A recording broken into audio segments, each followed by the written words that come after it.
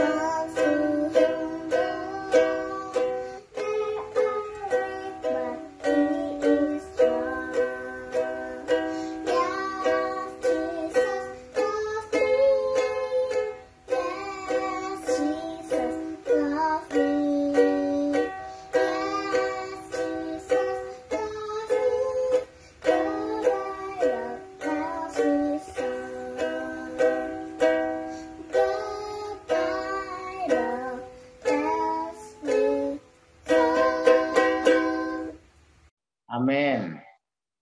Saudara-saudara yang kekasih, yang masih setia mengikuti kegiatan ini, mari kita buka ibadah kita ini dengan berdoa. Kita tunduk kepala.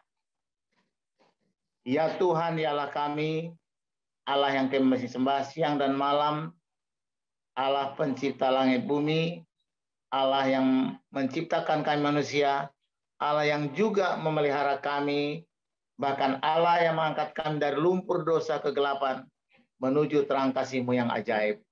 Tuhan, terpujilah Engkau Tuhan selamanya. Kami bersyukur dan terima kasih Tuhan, kalau kami umat-umat Tuhan pada hari ini kembali dapat bergabung bersama untuk mempelajari firman Tuhan, agar kami Tuhan lebih mengerti akan kebenaran firman Tuhan itu, dan dapat kami bagikan kepada orang-orang sekitar kami. Tuhan berkati kami semua yang sudah hadir pada hari ini. Berkati khususnya Pendeta James Fursina yang akan memimpin pelajaran Sekolah Sahabat pada hari Kamis ini. Urapi dia Tuhan dengan Roh Kudus-Mu, dan berkati juga saudara kami Tuhan yang mungkin dalam perjalanan menuju kegiatan ini, agar mereka Tuhan juga dapat merasakan berkat-berkat yang kami rasakan. Terima kasih Bapa, banyak dosa pelanggaran kami, ampuni kami. Dengan segala kemampuan dosa, kami berdoa dan ucap syukur. Terima kasih ya Tuhan. Amin. Baik, selanjutnya kita akan mendengar lagu tema kita, I Will Go.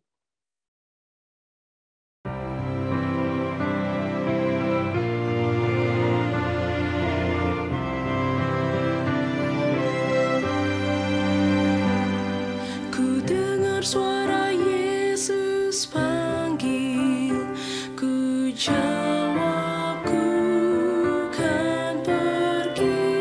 Ku lihat jiwa yang bersedih, ku jawab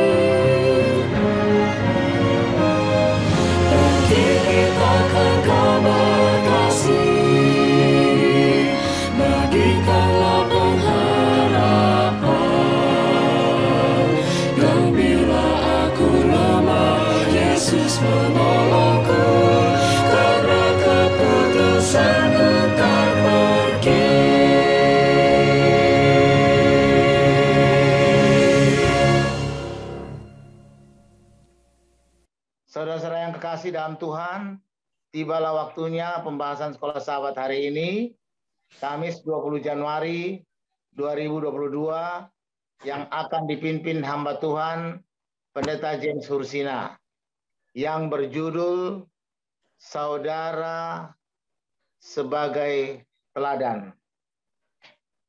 Baik, saudara-saudara yang mau bertanya, nanti bisa ditulis di kolom chat atau langsung. Baik, selanjutnya kami serahkan kepada Bapak Pendeta Hursina.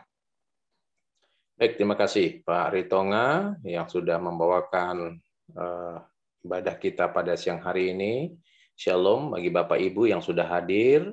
Kiranya berkat Tuhan boleh menjadi bagian bagi masing-masing kita ketika kita akan bersama-sama mempelajari firman Tuhan melalui pelajaran Sekolah Sahabat kita. Kita akan berdoa terlebih dahulu.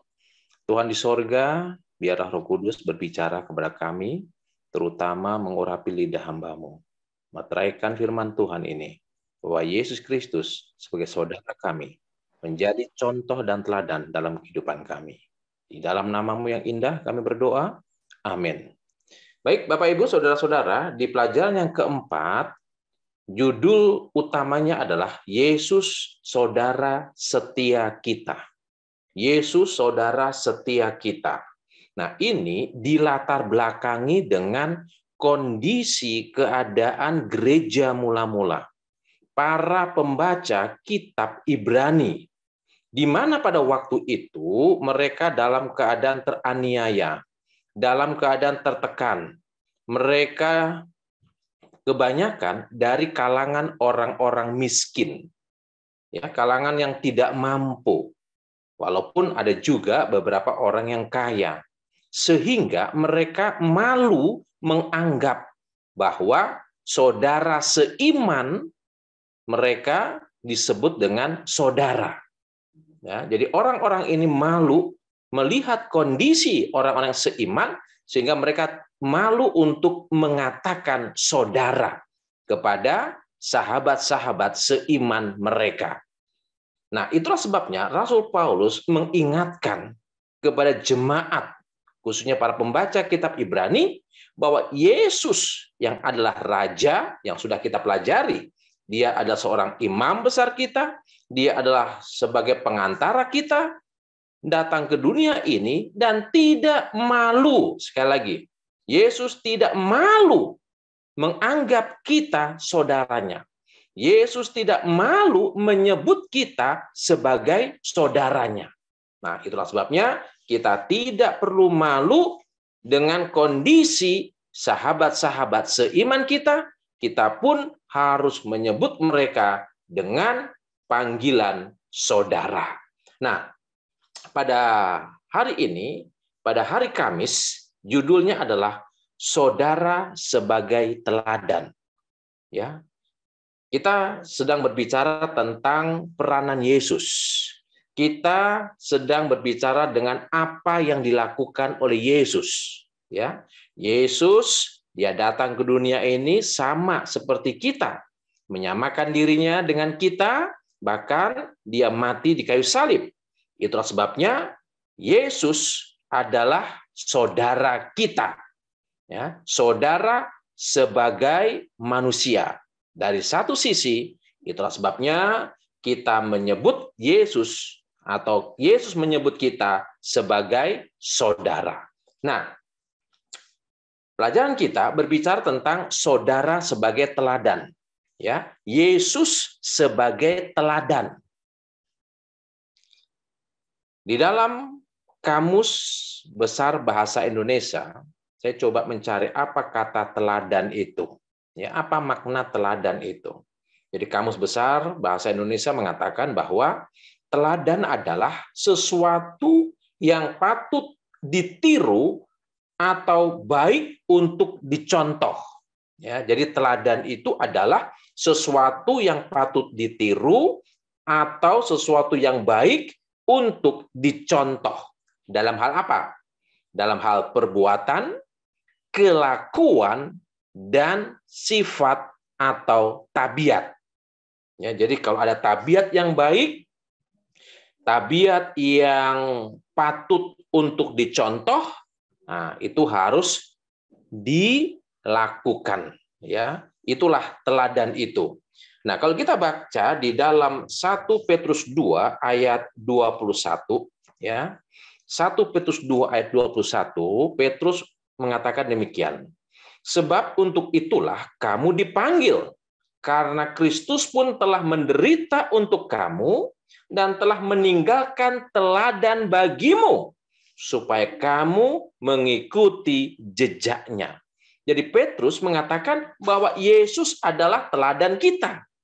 Yesus telah meninggalkan perbuatan yang baik, Yesus telah meninggalkan kelakuan yang baik, Yesus telah meninggalkan sifat karakter yang baik.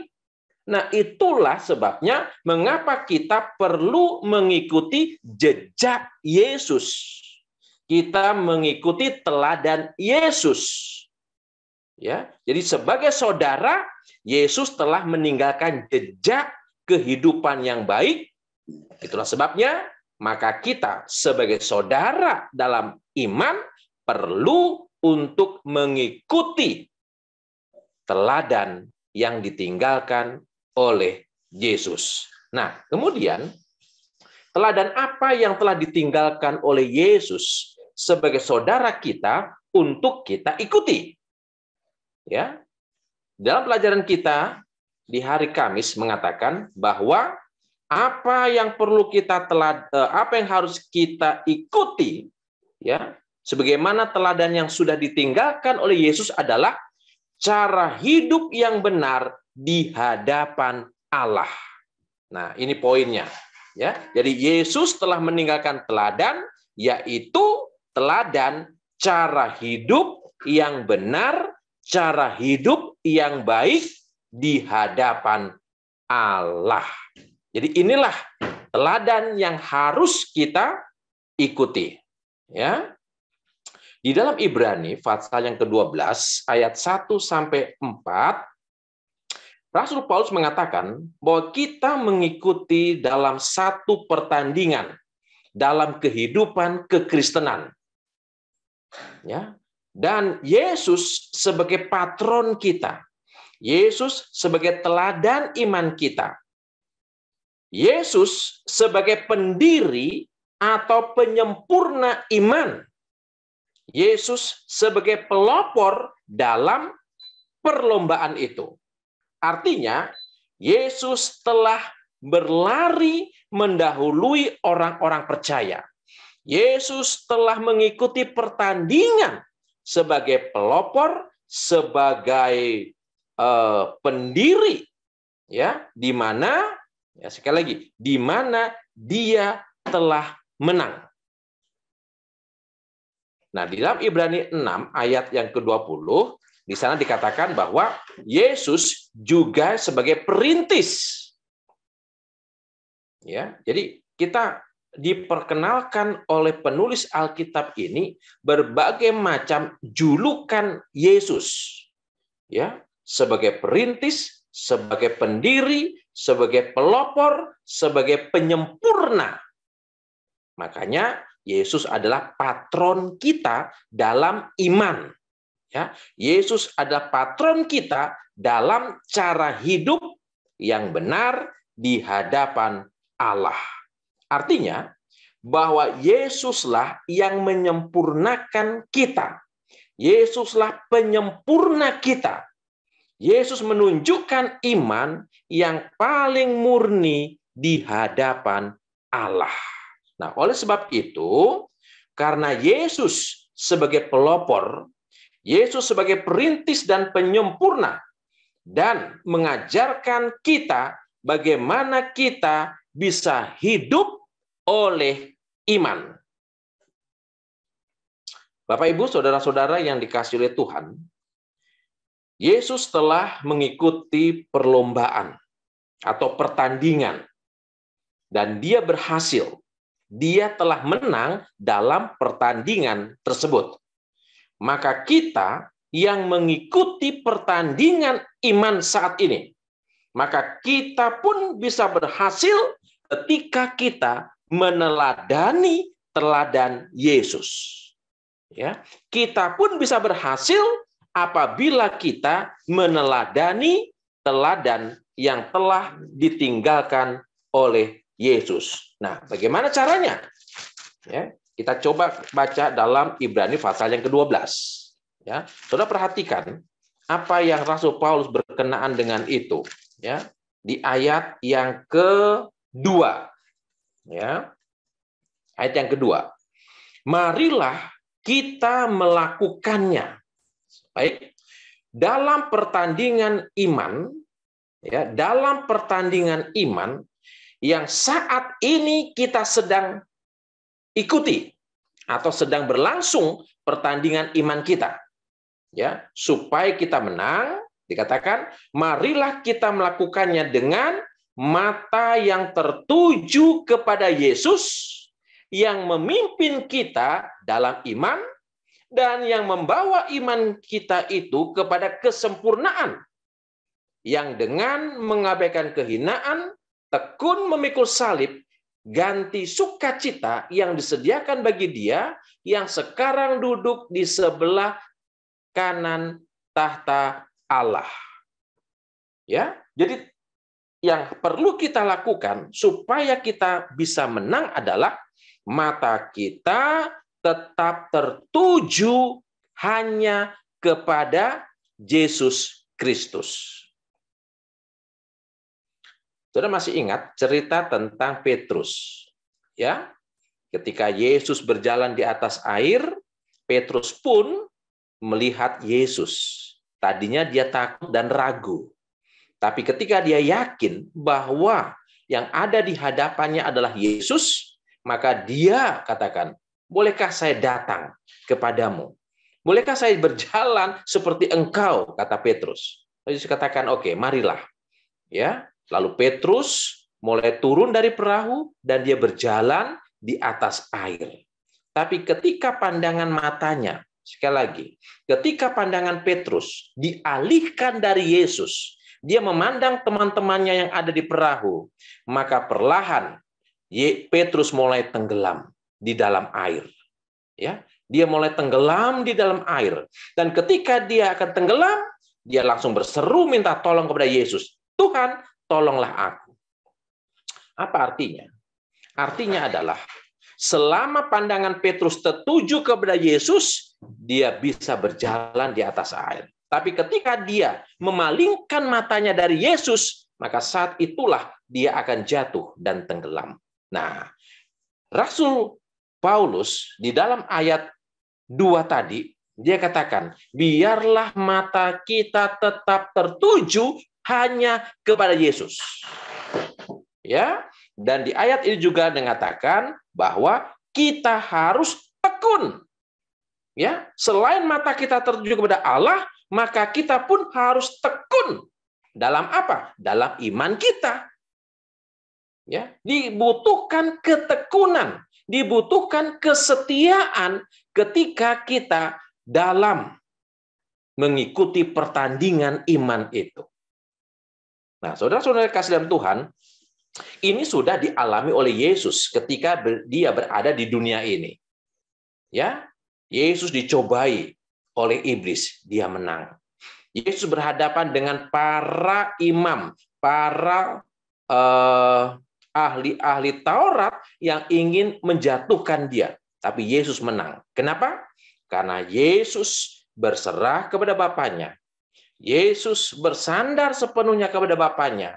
Dan itulah kunci rahasia dari kemenangan Yesus. Jadi Bapak Ibu, Yesus sebagai teladan kita. Dia telah memberikan contoh kepada kita. Maka kita pun bisa meniru apa yang telah dilakukan oleh Yesus Kristus. Nah, kemudian di dalam Ibrani 2 ayat 13, ya, di sana dikatakan, dan lagi aku akan menaruh kepercayaan kepadanya. Ya, aku akan menaruh kepercayaan kepadanya. Yesus sebagai anak Allah. Ya. Yesus menaruh kepercayaan sepenuhnya kepada Allah. Inilah contoh teladan yang ditinggalkan oleh Yesus. Ya, dia menaruh sepenuhnya, totality surrender to God. Ya, jadi secara penuh Yesus menyerahkan hidupnya, imannya hanya kepada Allah. Nah, saudara-saudara kekasih di dalam Tuhan, dalam pelajaran sekolah sahabat kita, penulis mengambil satu contoh pengalaman, ya, dalam menghadapi ancaman, ya, dalam menghadapi ancaman. Nah, ini dialami oleh Raja Ahaz. Ya. Nah, Raja Ahaz mengalami ancaman dari Raja Pekah bin Remalia. Ya, ini dari kerajaan Israel Utara. Dan Raja Rezin, ini adalah raja dari Aram. Di mana kedua raja ini atau kedua kerajaan ini mereka ingin menyerang Yehuda, ya, yang dipimpin oleh Raja Ahaz. Nah, Raja Ahaz dan Nabi Yesaya memiliki iman yang berbeda dalam menghadapi situasi tekanan atau ancaman. Ya. Kalau kita baca dalam Yesaya 8 ayat 17-18, ya, di sana Yesaya berharap dan bergantung kepada Allah. Sudah perhatikan, ya, ancamannya sama, kondisinya sama, tapi respon terhadap ancaman itu berbeda. Yesaya merespon ancaman itu dengan berharap dan bergantung kepada Allah. Ya. Sedangkan Raja Ahaz, kalau sudah baca dalam 2 Raja 16 ayat yang ke-7, dia bergantung dan berharap kepada Raja Asyur, yaitu Raja Tiglat-Pileser. Sudah lihat? Yesaya bergantung kepada Allah, sedangkan Raja Ahaz bergantung kepada manusia. Dia lebih percaya kepada kekuatan manusia. Raja Ahaz lebih bergantung kepada kekuatan pasukan Raja Asyur dibandingkan dengan Nabi Yesaya yang mengandalkan kekuatan Allah. Nah, saudara-saudara kekasih dalam Tuhan, di sini kita bisa melihat bahwa Raja Ahaz lebih senang menjadi anak atau hamba dari Raja Tiglat-Pileser daripada dia menjadi anak atau hamba Allah. Di dalam Yeremia pasal yang ke-17, ayat yang ke-5 sampai 8. Saudara boleh baca. Ya. Yeremia 17 ayat 5 sampai yang ke-8. Saya tidak baca semua, tapi saya hanya ingin baca beberapa ayat berkaitan dengan apa yang dialami oleh Yesaya dan Raja Ahaz ketika mereka menyikapi ancaman yang datang kepada mereka. Dikatakan, beginilah firman Tuhan, terkutuklah orang yang mengandalkan manusia, yang mengandalkan kekuatannya sendiri, dan yang hatinya menjauh daripada Tuhan. Ya, jadi firman Tuhan katakan, terkutuklah orang yang mengandalkan manusia. Ini yang dialami oleh Raja Ahaz. Dia mengandalkan manusia. Dan di ayat yang ke-7 dikatakan, diberkatilah orang yang mengandalkan Tuhan, yang menaruh harapannya pada Tuhan. Ya, jadi orang yang mengandalkan Tuhan akan diberkati. Sedangkan orang yang mengandalkan manusia akan dikutuk. Ya. Nah, di dalam hidup kita, siapa yang kita andalkan? Dalam hidup kita, siapa yang bisa kita berharap dan bergantung? Andalkan Allah, bergantunglah kepada Allah, dan menjadilah dan jadikan Allah sebagai kekuatan dalam hidup kita. Yesus mengandalkan Allah. Ia menaruh imannya hanya kepada Allah. Inilah teladan Yesus, yaitu menaruh imannya hanya kepada Allah dan mengandalkan Allah di dalam hidupnya, serta teguh memegang janjinya. Dan demikian juga dengan kita. Andalkan Yesus dalam hidup kita. Andalkan Allah dalam hidup kita. Dan biarlah pandangan mata kita tetap terfokus hanya kepada Yesus Kristus. Yesus adalah teladan kita. Yesus memberikan contoh bagaimana cara hidup yang benar di hadapan Allah. Ikuti teladannya. Hidupkan teladannya. Maka kita akan menang dalam menghadapi setiap tantangan yang ada di depan kita. Terima kasih. Inilah Pak Ritonga, konklusi dari pelajaran sekolah sahabat kita pada hari Kamis ini. Selanjutnya, saya kembalikan ke Bapak Ritonga. Silakan, Pak. Terima kasih, Pendeta Hursina. Saudara-saudara yang kekasih Tuhan, saatnya kita diskusi, tanya-jawab, bisa melalui kolom chat atau bertanya atau menanggapi langsung. Dan setelah diskusi ini nanti akan ditutup dengan closing statement.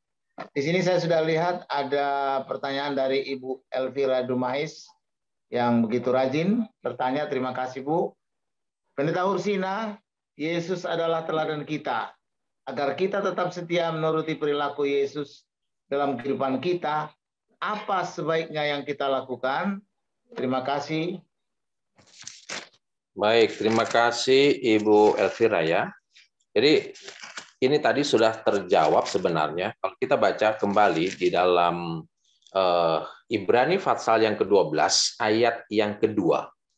Ya, Ibrani 12 ayat 2 dikatakan, marilah kita melakukannya dengan mata yang tertuju hanya kepada Yesus. Ya, lakukan semua itu dalam hidup kita dengan mata yang tertuju hanya kepada Yesus. Nah, ada satu ilustrasi ini, Bu ya.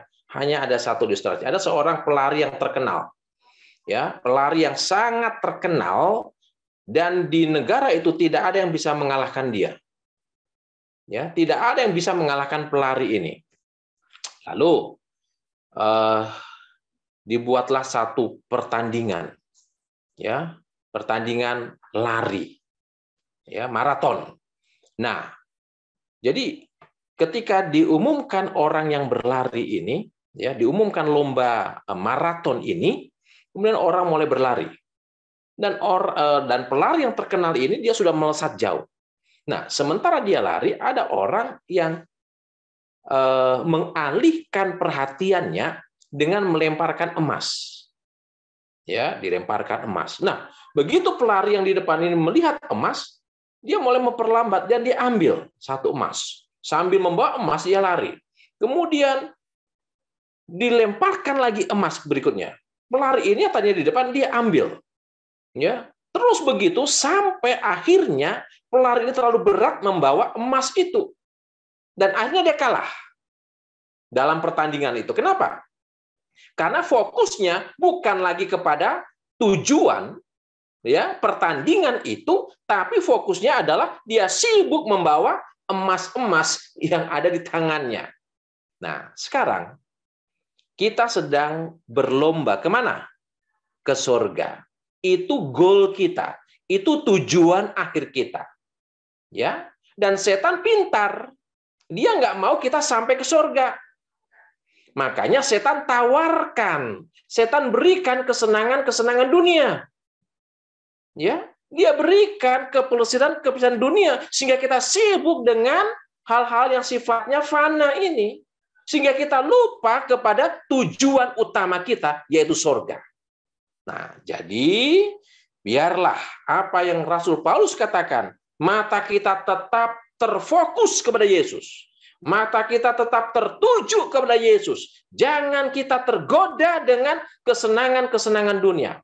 Apa yang ditawarkan oleh setan itu hanyalah sifatnya sementara.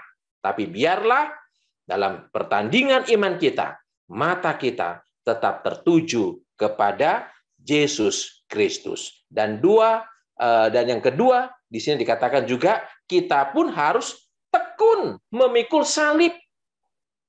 Ya, tekun memikul salib. Salib kita berbeda.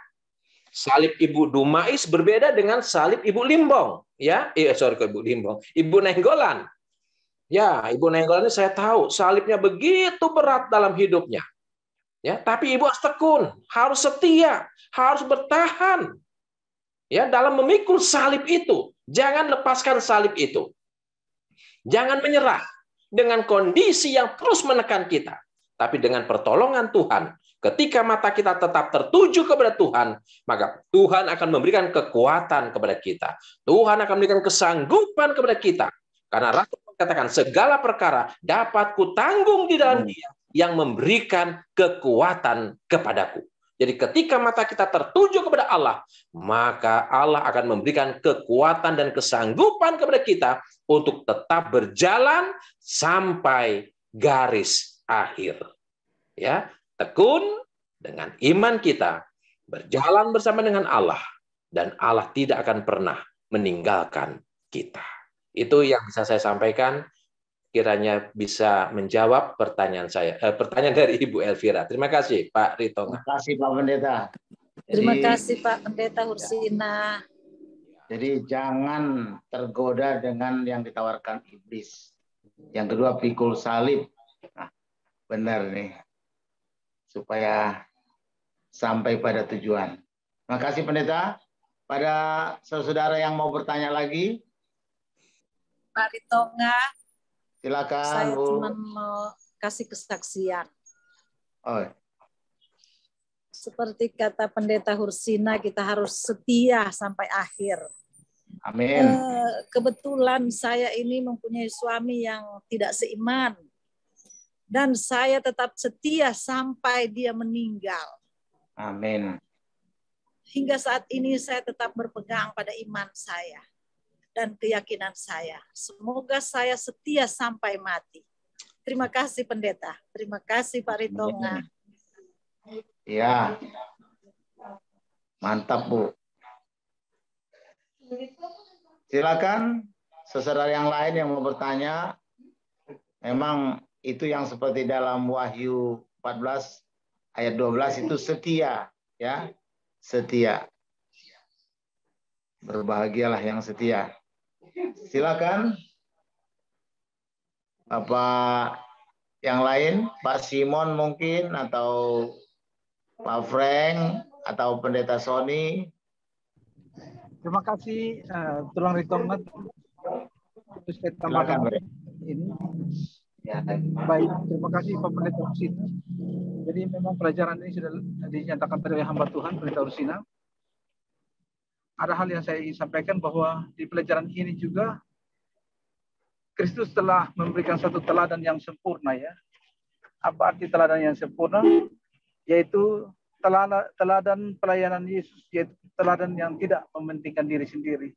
Terbukti yang Yesus lakukan, yang kita saksikan dalam iman kita, yang kita percaya melalui firman yang ada tertulis di Alkitab, bahwa dia telah mati dan bangkit untuk menyelamatkan kita semua. Luar biasa, inilah teladan yang sempurna Pak Yesus. Ya, terima kasih, Tuhan memberkati. Ada lagi yang lain? Kalau tidak ada ya saya mendahului. Maaf, sorry. Monggo, Pak Frank. Dalam pelajaran ini kita sudah mendengar tadi begitu uraian yang baik, saudara sebagai teladan. Pertanyaan saya cuma, bagaimana kita sebagai manusia, kita jangan dulu ambil kalau kita sudah beriman kepada Yesus. Kita ambil yang umum saja. Ada orang baik, satu saudara, tetapi dia masih merasa ada kecurigaan, ada dan sebagainya, sehingga boleh dikatakan tidak menganggap, saya nggak menganggap lagi kamu sebagai saudara. Entah karena kesal atau karena memang sudah terlalu banyak yang dia alami dengan kata-kata yang buruk mungkin, sehingga orang ini tidak mengampuni. Tapi dalam hal ini saya bukan mengampuni. Bagaimana kira-kira orang yang semacam ini? Itu saja pertanyaan saya. Terima kasih. Baik. Silakan Pendeta Ursina. Ya. Terima kasih Om Frank untuk pertanyaannya. Ini masalah pengampunan ya. Masalah pengampunan. Ada satu ilustrasi yang diberikan oleh Yesus. Ya. Dia katakan bahwa kalau kamu sedang mempersembahkan kurban, ya, atau memberikan persembahan di Ka'bah, tapi kamu masih punya masalah dengan saudaramu, maka tanggalkan dulu, tunda dulu persembahanmu itu. Kamu pulang dan selesaikan dulu masalahmu. Selesaikan dulu persoalanmu. Berdamai dulu dengan saudaramu. Setelah itu kembali ke Ka'bah dan memberikan persembahan atau kurban. Apa artinya? Bahwa perdamaian, persaudaraan itu jauh lebih penting daripada korban-korban yang kita berikan kepada Tuhan. Tidak ada artinya persembahan dan korban yang kita berikan kepada Allah, tapi kita masih membenci saudara kita. Kita masih belum berdamai dengan saudara kita. Ya, jadi dalam hal ini, ya, penting bagi masing-masing kita untuk berdamai dengan semua orang. Nah, kalau Bapak baca dalam Ibrani 12 ayat 14, ya, Ibrani 12:14 dikatakan demikian. Berusahalah hidup damai dengan semua orang. Ya, berusahalah hidup damai dengan semua orang. Ibrani 12 ayat 14. Artinya jangan ada permusuhan, jangan ada dendam, jangan ada sakit hati di antara kita. Ya, kita harus hidup berdamai dengan semua orang. Nah, jadi Om Frank, langkah yang perlu kita lakukan adalah berdamai dengan orang itu. Ya, lah, bagaimana kalau orang itu tidak mau? Bisa saja kan? Kita sudah mau berdamai nih, tapi orang itu tidak mau. Nah, itu urusan dia. Itu masalah dia. Ya, yang penting kita sudah ada niat baik untuk berdamai dengan orang itu. Tapi kalau orang itu tidak mau, berarti urusan dia dengan dirinya dan urusan dia dengan Allah. Urusan kita selesai. Karena kita punya niat yang baik, niat yang tulus untuk berdamai dengan orang itu. Nah, perdamaian ini kan nggak bisa dipaksakan. Kamu harus terima, maaf saya misalnya. Ya, kita harus berdamai. Tapi kalau orang itu tetap kekeh, ya, keras kepala, keras tengkuk, nggak mau berdamai, ya tidak apa-apa. Kita lupakan, kita ampuni dia, kita minta ampun sama Tuhan, masalah kita selesai dengan diri kita maupun dengan Tuhan. Tapi masalah dia, biarlah dia urusannya dengan dirinya dan dengan Tuhan. Gitu ya. Jadi, kita harus menjadi juru damai. Makanya, dalam Matius pasal 5, berbahagialah orang yang apa? Rendah hatinya. Bukan. Berbahagialah orang yang membawa damai. Ya. Tapi sebenarnya artinya adalah berbahagialah orang yang membuat damai. Ya. Orang yang membuat damai, orang yang menciptakan damai, itulah yang berbahagia. Ya, bukan juru damai. Bisa saja juru damai, tapi nggak berhasil. Karena dia hanya sebagai juru damai. Tapi kalau orang yang membuat damai, ya itulah yang berbahagia.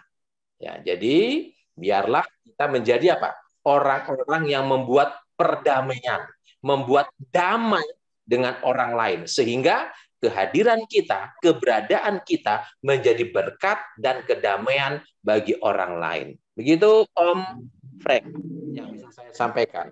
Terima kasih. Terima kasih Pendeta. Kan kalau manusia itu marah itu sebenarnya manusiawi. Tetapi Alkitab mengajarkan kita jangan simpan amarahmu sampai dengan matahari terbenam. Jadi memang kalau itu kita hidupkan, ada masalah ya selesaikan segera, itu sebenarnya. Cuma saya lupa ayatnya Pendeta, jangan simpan amarahmu sampai matahari terbenam. Silakan Pak Pendeta dari Pendeta Budi Solihin, ini dari Bali ya. Apakah orang yang takut memperkenalkan Yesus sebagai saudara kita yang setia mempengaruhi peran salib di dalam rencana keselamatan? Mohon penjelasan dan apa solusinya. Baik, terima kasih Pak Pendeta Budi di Bali ya. Baik. Alkitab katakan atau Yesus katakan kalau kamu malu mengakui aku di hadapan manusia, maka aku juga akan malu mengakui kamu di mana? Di hadapan Bapakku. Ya, di hadapan Bapakku. Artinya kita tidak perlu malu untuk memperkenalkan iman kita. Kita tidak perlu malu untuk memperkenalkan Yesus kepada orang lain. Ya, memperkenalkan Yesus ini melalui gaya hidup kita. Ya, melalui tindakan kita, melalui perbuatan kita, selain juga melalui perkataan kita. Ya kan? Jadi memperkenalkan Yesus kepada orang lain itu bukan hanya dengan perkataan kita saja, tapi juga melalui setiap perbuatan kita, setiap tindakan kita kepada orang lain. Gitu ya. Jadi kita tidak perlu malu. Ya kan begini, orang ditanya mau kemana? Oh, mau ke pasar, padahal mau ke gereja dia. Iya kan? Alkitabnya dibungkus koran, ditutup pakai tas kresek. Malu. Ya, kenapa kita malu? Bawa Alkitab, bawa tenteng. Ya, kalau diangkut nggak usah malu, biar orang tahu oh ini orang Kristen. Oh ini orang Advent. Nggak usah malu kita membawa Alkitab. Ya, di hadapan umum nggak perlu kita malu. Ya, jadi kita harus memperkenalkan Kristus karena yang kita kenalkan ini yang maha baik, bukan sesuatu yang buruk. Yang kita sedang perkenalkan ke dunia ini adalah juru selamat. Ini adalah Allah, ini adalah penebus. Jadi kita tidak perlu malu untuk memperkenalkan Allah kepada dunia. Amin. Caranya adalah yaitu tadi dengan gaya hidup kita. Nah, bagaimana caranya? Ini Pak Budi. Kita kembali ke Ibrani tadi ya. Ibrani pasal yang ke-12 ya. Ibrani 12 ayat yang ke-3. Ayat yang ketiga. Ini penting ini Pak Budi. Katakan demikian. Ingatlah selalu akan Dia. Siapa Dia? Yesus. Iya. Ingatlah selalu akan Dia. Nah, dulu ada lagu begini. Mau makan ingat kamu. Mau tidur ingat kamu. Ya kan? Mau mandi ingat kamu. Ada kan lagu itu dulu ya. Mau bekerja ingat kamu. Ya. Artinya apa? Ketika kita mencintai Yesus, maka kita akan selalu ingat Yesus dimanapun kita berada. Ya kan? Kalau kita mencintai Yesus dan mengingat Yesus, maka Yesus akan menjadi pokok pembicaraan kita. Yesus akan menjadi gaya hidup kita. Karena apa? Karena kita selalu mengingat Yesus. Ya kan? Sama seperti kalau kita mencintai seseorang, kita akan ingat dia. Ya, kita akan ceritakan dia, kita akan berbicara tentang dia, bahkan kita akan meniru gaya dia. Nah, itulah sebabnya mengapa kita perlu mengingat Yesus supaya kita berani untuk menjadi saksi bagi Yesus. Ingat Yesus selalu, ingat Yesus selalu. Mau kemanapun ingat Yesus, mau mandi ingat Yesus, mau tidur ingat Yesus, mau bekerja ingat Yesus, mau bekerja apapun yang kita lakukan ingat Yesus, ingat selalu akan Dia. Ini sangat penting.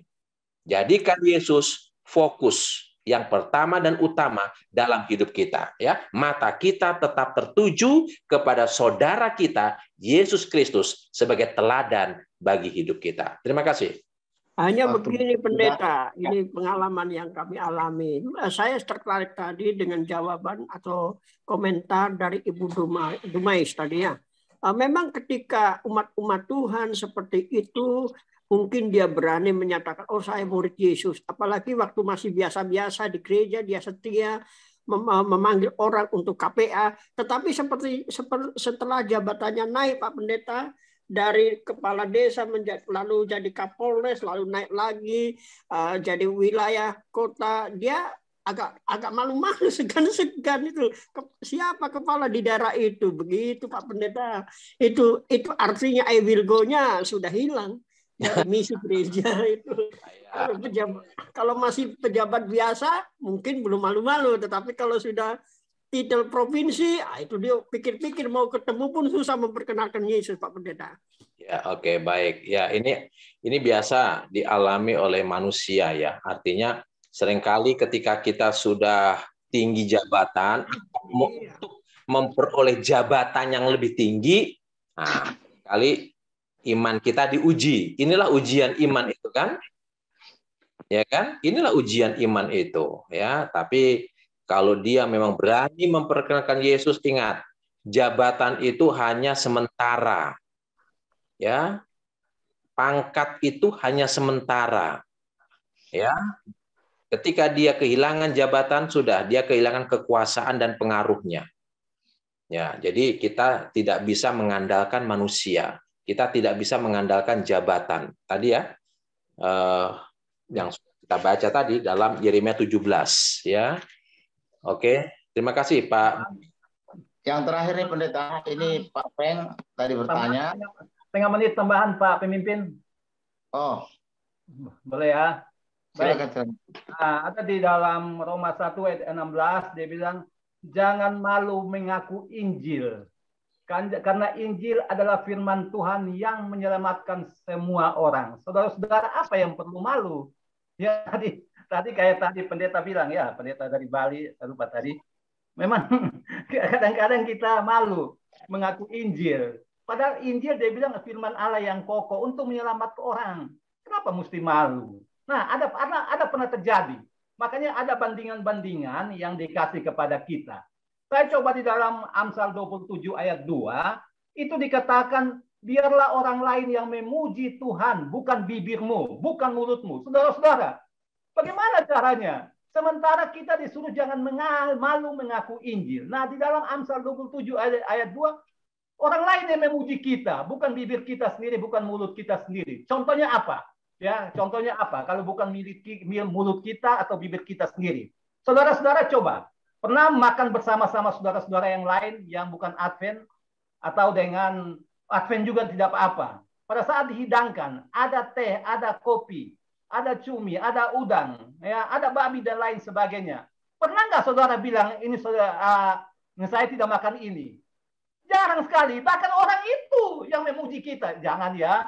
Ini saudara ini tidak minum kopi, saudara ini tidak minum teh, tidak minum anggur, tidak makan udang dan lain sebagainya. Makanya Amsal bilang begitu. Orang lain yang memuji kita, bukan bibir kita, bukan mulut kita. Nah, hati-hati. Hati-hati bagi kita. Jangan sampai orang lain memuji kita. Makanya Tuhan pernah bilang, kalau kamu tidak mau berbicara, saya suruh batu-batu berbicara. Apakah tidak lebih celaka? Kenapa? Karena kita malu mengaku Tuhan kita. Nah, ini dia. Ya, perhatikan baik-baik. Kalau kita malu, ya celaka. Firman Tuhan ini tidak sampai kepada orang lain. Padahal dikatakan Paulus di dalam buku Roma 1 ayat 16 dia bilang, firman Allah adalah firman yang mau menyelamatkan semua orang. Saudara-saudara, bagaimana orang lain bisa selamat kalau kita tidak bersaksi? Terima kasih. Terima kasih Pak Simon. Satu yang terakhir ya Pak Frank. Pertanyaannya, apakah Ibrani 12 ayat 3 bisa dipakai untuk membantu kita untuk kuat dalam perbaiki sikap iman kita? Terima kasih. Oke, baik. Saya rasa itu juga bisa kita pakai ya Pak Frank, ya. Bahwa ketika kita ingat selalu kepada Kristus, kita selalu memikirkan tentang Kristus, maka Kristus akan memberikan kuasa, kekuatan kepada kita agar kita bisa menang atas pencobaan. Nah, yang kedua, ya, yang kedua adalah ketika kita berhubungan dengan Allah, ya, berhubungan dengan Allah, maka kita akan diberikan kuasa oleh Allah dalam menangkal setiap pencobaan. Dalam Matius pasal yang keempat, ketika Yesus dicobai oleh iblis, apa yang dikatakan oleh Yesus? Ada tertulis. Ya, setiap cobaan yang ditujukan kepada Yesus, Yesus selalu menjawab mengkanternya dengan firman Tuhan. Ya kan? Dengan firman Tuhan. Apa artinya? Artinya bahwa Yesus ada pelajar Alkitab. Ya, Dia selalu merenungkan firman Tuhan. Nah, demikian juga dengan kita. Kalau kita selalu belajar firman Tuhan, seperti setiap hari yang kita lakukan seperti ini, maka itu akan memberikan kekuatan kepada kita. Kita akan mengenal firman Tuhan, sehingga ketika ada pencobaan, kita bisa menangkalnya dengan kuasa firman Tuhan. Jadi, itu adalah pedang roh.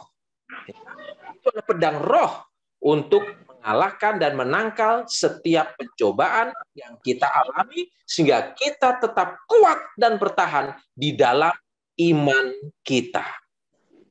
Terima kasih, Pak. Silakan Pendeta. Terima kasih yang sudah diskusi. Sekarang tiba pada closing statement. Baik, terima kasih Bapak Ibu Saudara-saudara yang mengikuti ibadah kita pada siang hari ini, khusus diskusi pelajaran sekolah sahabat kita. Yesus adalah teladan kita. Dan Yesus telah meninggalkan jejak yang baik untuk kita. Itulah sebabnya ikuti jejak Yesus. Ikuti teladan Yesus. Supaya hidup kita benar di hadapan Tuhan.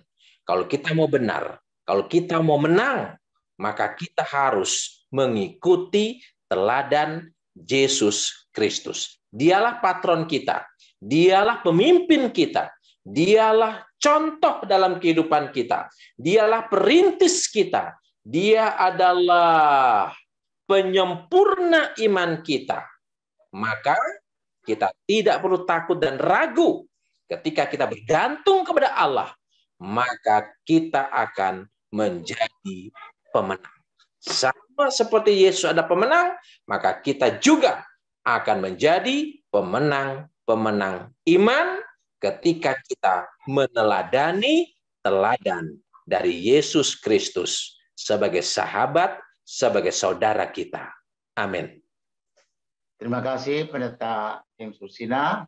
Saudara yang kasih Tuhan, tibalah saatnya kita untuk mendengarkan lagu tutup.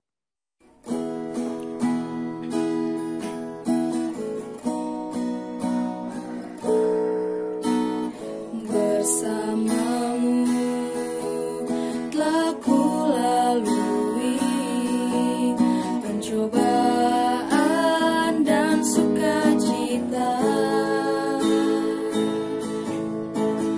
Terkadang berat beban ini tak terucapkan lagi. Kehidupan yang terasa hampa pernah ku jalani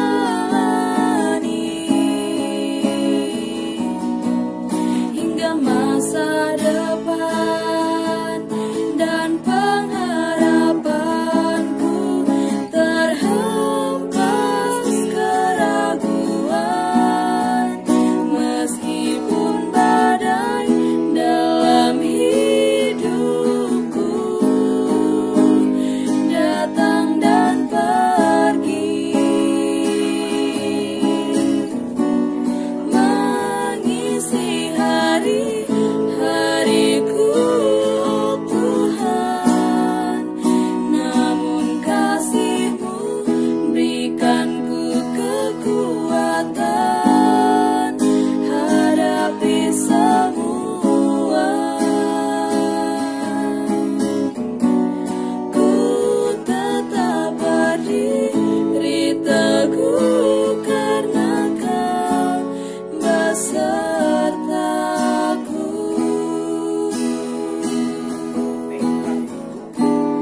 Ku tetap berdiri teguh karena Kau besertaku.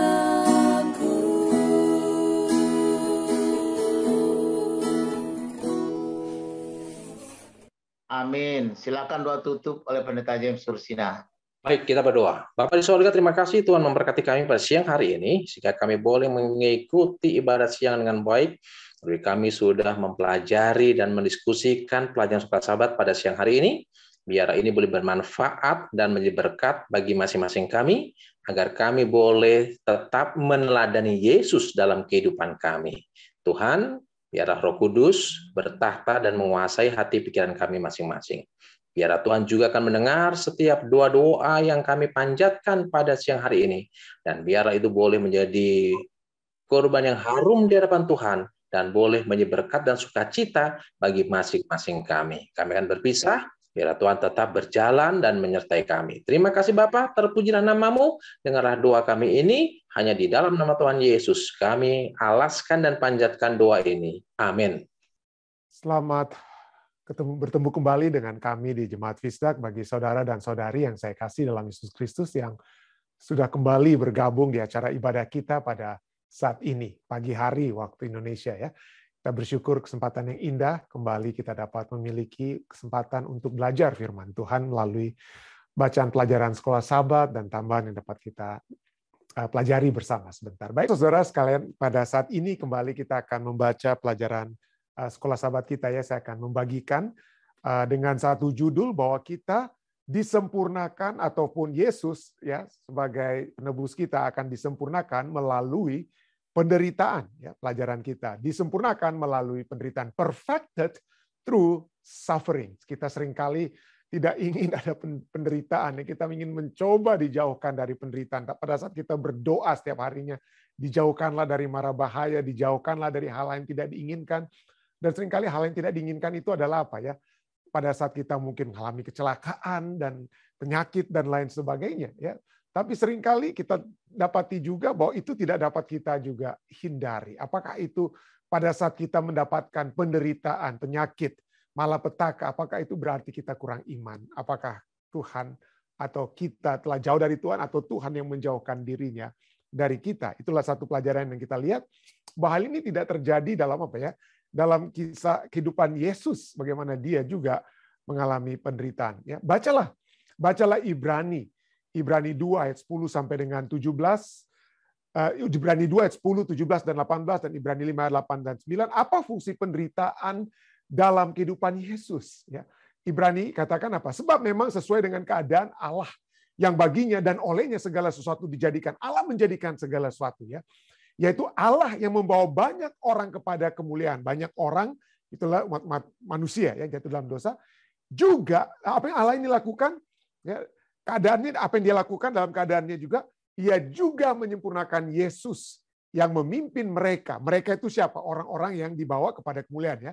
Yesus yang memimpin mereka kepada keselamatan dengan penderitaan. Itulah sebabnya maka dalam segala hal ia harus disamakan dengan saudara-saudaranya. Artinya inilah kita tidak bisa tidak melihat bahwa kita semua menderita. Dan Yesus yang harus menjadi sama seperti manusia, harus juga turut dalam penderitaan apa? Manusia. Bukan turut dalam dosa manusia, ada beda ya.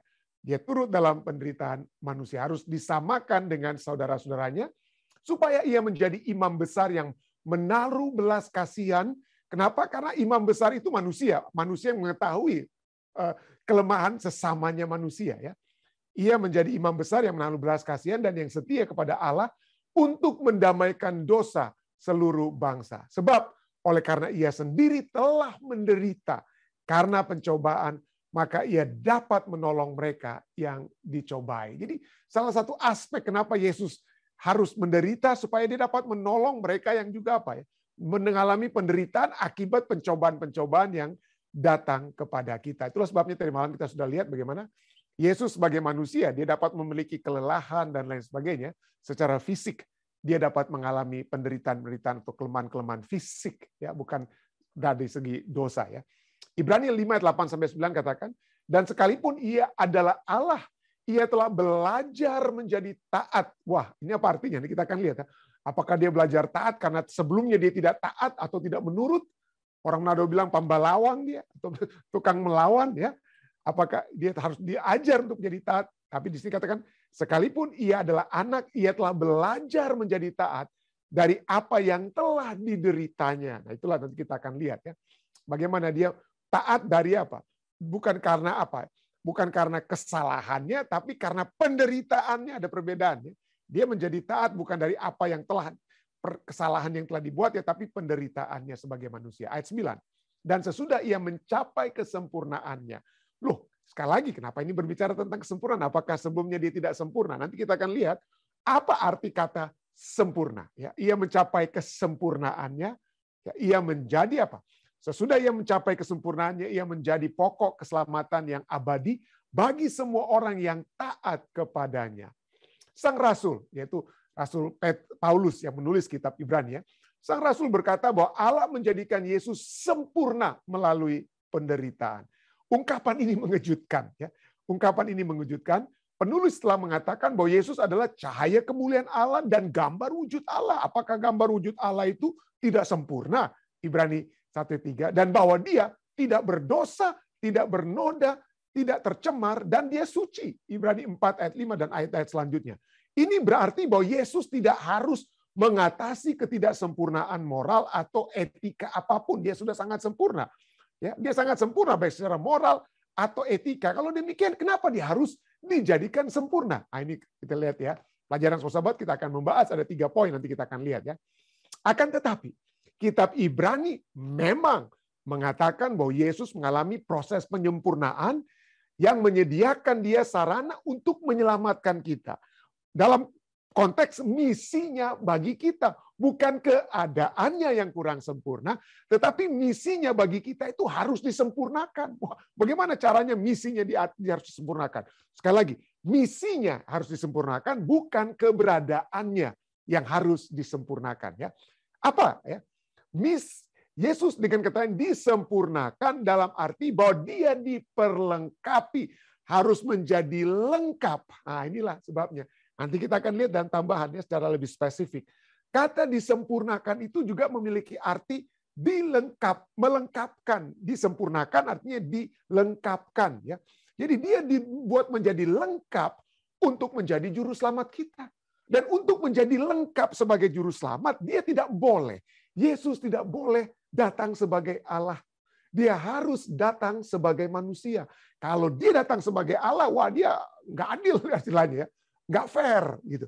Tetapi untuk menjadi lengkap sebagai juru selamat kita, dia harus menjadi manusia. Jadi itulah sebabnya Yesus disempurnakan dalam arti bahwa dia menjadi lengkap untuk menjadi juru selamat kita. Kenapa? Karena dia harus menjadi manusia dengan segala masalah-masalah yang manusia alami ya.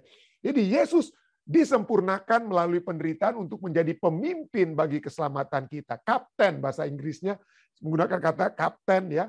Atau pionir, yang pertama-tama pionir atau pionir atau kapten ya, melalui penderitaan untuk menjadi pemimpin bagi keselamatan kita. Yesus harus mati di kayu salib sebagai korban agar Bapa dapat memiliki sarana yang sah, yang lengkap untuk menyelamatkan kita. Yesus adalah satu-satunya korban persembahan yang sempurna. Dan sebagai Tuhan, Yesus bisa menghakimi kita. Tetapi karena pengorbanannya, maka Yesus juga dapat menyelamatkan kita. Yang poin kedua, Yesus belajar ketaatan melalui penderitaan Ibrani 5:8. Kenapa? Karena ketaatan diperlukan untuk 2 hal. Kenapa dia harus taat? Pertama, dia taat untuk apa? Bahwa kepenurutan atau ketaatan membuat pengorbanannya dapat diterima. Ya, tanpa penurutan, tanpa pengorbanan. Kalau Yesus nggak mau dikorbankan, kalau dia nggak mau disalibkan, wah nggak ada yang apa ya.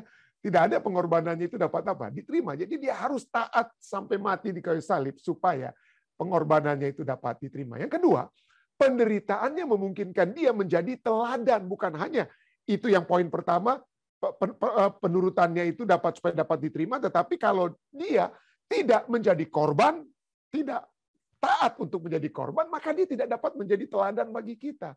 Ya, tidak menjadi contoh bagi kita. Jadi dia tidak mau lari, orang Manado bilang lari bea, mau cari gampang. Tidak. Dia mau mengikuti apa yang harusnya kita alami, yaitu kematian. Kita semua harus mati. Jadi Yesus belajar ketaatan karena dia tidak pernah mengalami sebelumnya. Ya. Dia tidak mengalami sebelumnya. Nanti kita akan lihat kenapa ya. Nah inilah, sebagai Allah, siapa yang harus dia taati? Sebagai Allah, siapa yang harus dia taati? Dia semua orang harus menaati dia. Semua makhluk ciptaan termasuk malaikat harus menurut dia. Dia tidak pernah menurut siapa-siapa. Ya, dengan kata lain. Tapi tidak ada yang dia harus taati. Tapi sebagai anak yang kekal dan satu dengan Allah, dia ditaati sebagai penguasa alam semesta. Oleh karena itu, Yesus tidak berkembang. Jadi pada saat dikatakan dia harus menurut, dia tidak berkembang atau tidak berada dalam satu posisi di mana dari ketidaktaatan dia harus menjadi taat. Tidak. Dia tidak melakukan hal tersebut. Tetapi yang terjadi dari kedaulatan dan kekuasaan, dia menuju kepatuhan dan ketaatan. Anak Allah yang ditinggikan menjadi anak manusia yang taat. Poin ketiga, penderitaan mengungkapkan Yesus sebagai imam besar yang penuh belas kasihan dan setia. Ibrani 2, 17-18. Penderitaan tidak membuat Yesus lebih berbelas kasihan, tidak. Penderitaan itu bukan membuat dia lebih berbelas kasihan, ya. Bukan, ya. Sebaliknya, karena belas kasihanlah. Jadi karena belas kasihanlah maka Yesuslah dia dengan sukarela mati di kayu salib untuk menyelamatkan kita sejak awal, ya. Jadi itulah yang dinyatakan dalam Ibrani 10 ayat 5-10 dan bandingkan dengan Roma 5 ayat 7 dan 8. Jadi namun melalui penderitaan itulah realitas kasih persaudaraan Yesus benar-benar diungkapkan dan dinyatakan. Jadi dia bukan karena dia sudah jadi manusia lalu dia mati baru dia bilang, aduh ya begini keadaan manusia itu, aduh saya jadi belas kasihan kepada mereka. Tidak. Sejak sebelumnya sekalipun dia sudah memiliki memiliki belas kasihan. Tetapi realitas daripada belas kasihan itu betul-betul terlihat, betul-betul nyata, ya, betul-betul nyata pada saat Yesus, umat manusia dan penduduk alam semesta melihat dia mati di kayu salib. Jadi bukan hanya apa yang dia katakan, dia adalah Allah yang kasih, aku mencintai kamu semua alam semesta, tetapi alam semesta melihat bagaimana kasih sayang tersebut dipraktekkan, dinyatakan secara langsung, ya, secara sah dan ketelanya. Nah, jika Yesus yang tidak berdosa menderita, kita sebagai orang berdosa pasti akan menderita juga. Nanti kita akan lihat ya ayatnya juga ya. Bagaimana kita dapat belajar untuk menanggung tragedi kehidupan sementara pada saat yang sama menarik harapan dan jaminan dari Tuhan yang telah mengungkapkan kasih-Nya kepada kita dengan begitu banyak cara yang berkuasa. Jadi bagaimana ya? Bagaimana dalam penderitaan itu kita pasti akan alami. Tapi pada saat kita menderita, maka kita dapat apa? Tetap menarik harapan dan jaminan dari Allah yang sama ya, yang akan ditunjukkan dalam berbagai cara kepada kita. Jadi kita lihat kenapa poin pertama yang kita akan lihat. Kenapa Yesus harus taat? Dia bukan taat karena dia dari tidak taat menjadi taat, tapi dia ketaatannya itu dalam apa? Misinya. Dia harus supaya dia menjadi saudara kita, maka dia harus menjadi dia menjadi seperti kita. Nah, pertanyaannya kita sudah bahas tadi malam dan kita akan ada pertanyaan dari saya percaya bekas murid saya, Saudara Iwan Fernandes ya, yang sudah dijanjikan oleh Matthew untuk dijawab bahwa kita akan coba kembali ya, apakah manusia bagaimana sesungguhnya kemanusiaan Yesus? Kita sudah lihat ada dua pandangan. Pandangan yang bahkan dimiliki oleh kelompok-kelompok teologi di dalam gereja Advent sekalipun. Pandangan yang pertama kita sudah bahas tadi malam, mari saya ulangi kembali ya. Kita coba ulangi lagi sedikit ya. Yaitu sifat manusia yang berdosa, pandangan yang pertama. Lalu pandangan yang berikutnya adalah sifat manusia yang apa? Yang tidak berdosa. Jadi perbedaannya kita sudah lihat ya. Penekanan bagi mereka yang percaya bahwa Yesus memiliki sifat manusia yang berdosa adalah identitas, ya penekanan Yesus itu harus sama dong dengan kita. Dia harus memiliki identitas yang sama dengan kita supaya dapat menjadi contoh bagi kita. Sedangkan sifat bagi mereka yang percaya bahwa Yesus tidak memiliki sifat atau sifat manusia Yesus adalah sifat manusia yang tidak berdosa, artinya penekanannya bukan kepada identitas Yesus tapi keunikannya. Yesus sebagai penebus, dia adalah penengah. Dia berada bukan di bawah sebagai manusia, tetapi dia berada di bawah antara Allah dan apa? Manusia. Disitulah Yesus inkarnasi, berada di tengah untuk menghubungkan manusia dengan Allah. Jadi keunikan Yesus itu ada, ya. Jadi itulah sebabnya Yesus memiliki sifat manusia yang tidak apa? Tidak berdosa. Kalau mereka yang percaya sifat manusia yang berdosa menekankan ibunya Yesus, manusia yang berdosa, kelahirannya melalui Maria ya. Sedangkan bagi mereka yang berpegang bahwa sifat manusia yang tidak berdosa, bahwa kelahiran Yesus itu yang ditekankan itu bukan Marianya, tetapi apa? Roh Kudus, ya Allah yang tidak berdosa yang apa ya? Yang membuat insepsi kepada kelahiran Yesus. Jadi dengan kata lain, kesimpulannya, keunikan Yesus, Yesus adalah Adam bukan setelah jatuh dalam dosa, seperti kelompok yang pertama ini percaya, tetapi kelompok kedua percaya, Yesus adalah Adam sebelum Adam itu jatuh dalam dosa. Jadi di dalam dunia ini hanya ada 3 manusia. Hanya ada 3 manusia yang memiliki sifat yang apa? Yang tidak berdosa. Tetapi mereka 3-tiganya ini adalah manusia. Mereka bukan Allah. Ya. Dan 3 manusia ini adalah siapa? Adam, Hawa, dan siapa? Dan Yesus. Itulah sebabnya Yesus adalah Adam sebelum jatuh manusia. Karena ada 3 saja yang tidak memiliki sifat berdosa. Tetapi kita semua pada saat kita dilahirkan memiliki sifat keberdosaan, kecenderungan untuk berdosa. Nah, propensity towards sin, kecenderungan untuk berdosa itu sudah berdosa, ya. Kecenderungan itu sudah berdosa. Dan Yesus tidak boleh memiliki kecenderungan tersebut. Kenapa? Kalau Yesus memiliki kecenderungan tersebut, maka dia adalah orang yang berdosa, dia adalah orang yang memerlukan juru selamat. Itulah sebabnya kita sudah bahas tadi malam. Kita tidak bisa bilang Yesus adalah orang yang berdosa, karena Yesus sendiri berkata dia tidak berdosa. Tidak ada yang berdosa di dalam dirinya. Kita tidak boleh bilang, oh Yesus untuk menjadi contoh bagi kita, dia harus dong berdosa. Tidak harus manusia. Semua manusia tidak harus berdosa. Contohnya Adam dan Hawa, mereka manusia tetapi tidak apa? Berdosa. Yang menjadi manusia ya seperti Adam dan Hawa, mereka dapat dicobai, dan itulah sebabnya Yesus juga dapat dicobai, tetapi dari pencobaan-pencobaan yang datang kepadanya, Yesus tidak apa ya? Yesus tidak berdosa. Kita sudah lihat ayat-ayatnya tadi malam ya. Jadi poinnya ya, pertanyaan yang harus kita tanyakan sesungguhnya itu bukanlah apakah Yesus itu manusia seperti kita. Nah, seringkali kita bertanya kan, aduh, Yesus itu bagaimana ya? Apakah dia itu manusia seperti kita? Itu pertanyaan yang salah kalau kita harus tanyakan kepada Yesus. Yang harusnya kita tanyakan adalah, apakah kita itu dapat menjadi manusia seperti Yesus? Nah, itu dia yang penting ya. Apakah kita dapat menjadi manusia seperti Yesus? Dan pada saat Yesus datang, dia memberikan kepada kita, ya, saudara dan saya, kita dapat menjadi manusia seperti Yesus. Bagaimana caranya? Dicobai tapi tidak jatuh dalam dosa. Dihadapkan dengan kelemahan-kelemahan tubuh, kelaparan, kehausan, capek, letih, lesu. Kepada saat kita letih, lesu, gampang kita marah, ngamuk, dan lain sebagainya. Berdosa kita pada saat kita kelaparan, marah, mencuri, dan lain sebagainya. Tapi Yesus tidak apa? Tidak berdosa, walaupun kelemahan-kelemahannya itu dihajar. Jadi kita, saudara dan saya, kita dapat menjadi apa? Menjadi manusia seperti Yesus. Kenapa? Karena ada persekutuan dengan Bapa dan kekuatan yang Bapa atau Allah berikan kepada kita. Kita dapat menjadi manusia seperti Yesus. Itu poinnya ya. Jadi keadaan, kenapa? Poin selanjutnya kita harus pikirkan adalah bahwa keadaan kita saat ini bukanlah keadaan yang sesungguhnya. Itu bukan keadaan ideal yang dirancangkan Allah. Kalau demikian keadaan manusia yang ideal itu, yang murni itu seperti apa? Seperti Adam dan Hawa sebelum jatuh dalam dosa. Ya, itulah keadaan yang ideal. Itulah manusia yang ideal. Manusia yang ideal bukan manusia yang berdosa. Ya, bukan manusia yang berdosa. Jadi manusia yang pertama, Adam dan Hawa, tidak diciptakan dalam keadaan yang berdosa.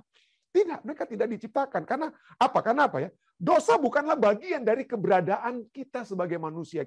Keberadaan kita itu bukan. Jadi jangan Anda bilang, waduh kalau Yesus, kita kan manusia berdosa pendeta. Jadi Yesus harus berdosa dong seperti kita. Oh bukan ya.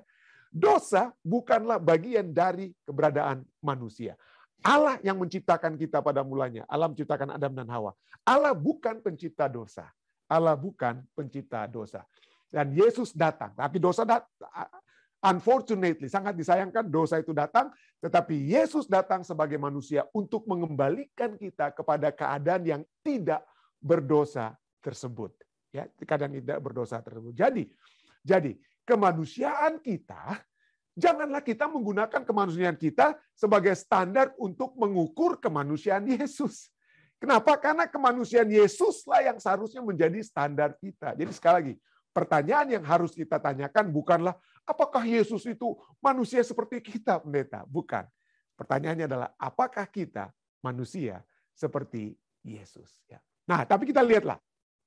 Kita saudara dan saya dapat menjadi manusia seperti Yesus. Kenapa? Karena pelajaran kita pada malam hari ini ya. Dikatakan apa? Ibrani 2 ayat 10 dikatakan apa? Sebab memang sesuai dengan keadaan Allah, yaitu Allah yang membawa banyak orang kepada kemuliaan, juga menyempurnakan Yesus yang memimpin mereka kepada keselamatan dengan penderitaan. Ya, dengan penderitaan. Ya. Nah, pertanyaannya, apakah Yesus, seperti kita sudah ulang-ulangi, kita ulangi lagi ya, supaya lebih pakem istilahnya ya. Apakah Yesus tidak sempurna sehingga perlu disempurnakan? Apa arti Allah menyempurnakan Yesus? Apakah artinya Yesus sebagai manusia, Yesus itu lahir sebagai manusia berdosa? Nah, itu kan pemahaman kita ya. Wah, itulah artinya Yesus harus disempurnakan, pendeta ya. Kenapa? Karena dia berdosa seperti kita. Makanya Allah terlebih dahulu harus menyempurnakan Yesus supaya dia tidak berdosa. Baru dia apa? Mati bagi kita sebagai manusia yang tidak berdosa. Oh tidak. Hati-hati kita dalam berteologi ya. Artinya, mari kita lihat apa yang dimaksudkan dari ayat ini, Ibrani 2 ayat 10. Allah yang menyempurnakan Yesus.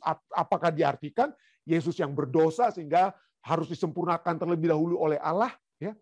Tapi mari kita lihat jawabannya. Apa arti dia kata disempurnakan? Pelajaran tadi kita sudah baca juga sudah cukup jelas, tapi mari kita ulangi kembali dari ayat-ayat yang dapat kita lebih tekankan ya. Ayatnya Ibrani 4 ayat 15 ya. Sebab imam besar yang kita punya bukanlah imam besar yang tidak dapat turut merasakan kelemahan-kelemahan kita, sebaliknya sama dengan kita, ia telah dicobai hanya tidak berbuat dosa. Jadi jangan kita lihat bahwa dia disempurnakan dari keadaan berdosa menjadi tidak berdosa. Tidak. Dari sononya, dari sejak semulanya, ia tidak berbuat apa? Dia tidak berdosa. Ia telah dicobai dan ia tidak berbuat dosa. Jadi apa artinya Allah Bapa menyempurnakan Yesus? Nah, kita sudah lihat juga ya. Kita sudah lihat itu bukan berarti dia berdosa. Ayat demi ayat kita sudah baca tadi malam bahwa dia tanpa salah, tanpa noda, terpisah dari orang berdosa. Ibrani 7 ayat 26, Ibrani 9 ayat 14, dia adalah persembahan yang tidak apa? Dia adalah persembahan yang tidak bercacat, tidak ada dosanya. Jadi kedemikian apa artinya? Nah, Bapa yang menyempurnakan Yesus berdasarkan Ibrani 5 ayat 8 dan 9 katakan, dan sekalipun ia adalah anak, ya, ia adalah anak, ia telah belajar menjadi taat dari apa yang telah dideritanya, dan sesudah ia mencapai kesempurnaannya, Bapa menyempurnakan Yesus ya. Jadi dia sempurna bagaimana pada saat dia belajar taat. Maka ia menjadi pokok keselamatan yang abadi bagi semua orang yang taat kepadanya. Ya. Orang taat kepadanya. Jadi poinnya adalah dia belajar. Pertama ada dua pokok pemikiran dapat kita lihat. Dia belajar menjadi taat. Artinya apa? Belajar menjadi taat bukan karena dari dia tidak tahu untuk menurut menjadi menurut. Bukan karena itu. Bukan dari tidak tahu menurut menjadi menurut. Tetapi pemahamannya karena sebelumnya sebagai Allah dia tidak menuruti siapa-siapa. Dia yang justru apa? Dituruti. Jadi dia belum memiliki pengalaman untuk menurut. Nah, ini dia poinnya. Kenapa dia belajar untuk menurut? Karena sebelumnya dia belum memiliki pengalaman. Sebelumnya dia ya yang dituruti. Dialah yang orang pihak-pihak lain ciptaan-ciptaannya yang menuruti dia. Tapi belum pernah ciptaan-ciptaannya dia melihat Yesus yang menurut. Yang mereka lihat Yesus yang diturut. Tetapi saat ini, pada saat dia datang sebagai manusia, dialah menjadi Allah yang menurut. Allah yang menurut. Itulah sebabnya. Jadi ya, ketaatannya, penurutannya menjadi penurutan yang terbukti. Dia tidak hanya ngomong saja aku mencintai umat manusia, tapi dia membuktikan penurutannya. Itulah sebabnya dikatakan dia menjadi Allah yang menurut secara apa? Terbukti, yang terbukti. Yang ketiga, yang poinnya ya. Dia dikatakan apa? Menjadi pokok keselamatan. Artinya dia menjadi sumber, the author of eternal salvation. Kata pokok di sini, the source dari kata aitios adalah apa? Dia the cause atau yang artinya in which the cause of anything. Jadi dia adalah penyebab segala sesuatunya. Keselamatan ya. Keselamatan karena apa? Penurutannya. Keselamatan karena dia menurut kehendak Bapanya di surga ya. Penurutan Bapanya yang. Jadi dengan kata lain ya. Ini kita lihat bahwa dia menjadi pokok keselamatan bagi orang yang abadi, bagi semua orang yang taat kepadanya. Ini penting sekali, ini satu pemahaman yang sangat penting. Kenapa?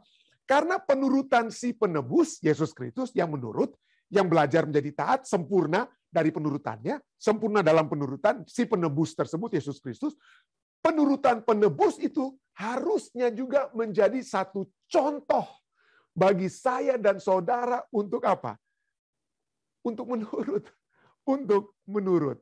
Jadi penurutan kita sudah diberikan contohnya oleh Yesus. Jadi kalau Yesus sudah memberikan contoh untuk menurut kehendak Bapa, janganlah kita manusia berkata, wah kita sudah di zaman rahmat, saudara. Kita sudah berada di zaman rahmat. Nggak perlu lagi turut menurut. Kita nggak perlu turut menurut. Bebas buat apa saja. Ya, kita bebas buat apa saja. Tidak. Jangan pernah bilang bahwa di dalam tahun rahmat, di dalam zaman rahmat saat ini, orang-orang Kristen tidak perlu lagi penurutan. Orang-orang Kristen tidak perlu, kita sudah berada di zaman rahmat, tidak perlu ada penurutan. Hukum Tuhan itu sudah dipalangkan, hukum Tuhan tidak perlu lagi. Hati-hati. Kitab Ibrani menyatakan, dia menjadi pokok keselamatan karena dia telah belajar menjadi taat, agar supaya semua orang yang taat kepadanya melihat apa? Melihat contohnya. Melihat contohnya. Jadi kita juga harus menurut kepada kehendak Allah.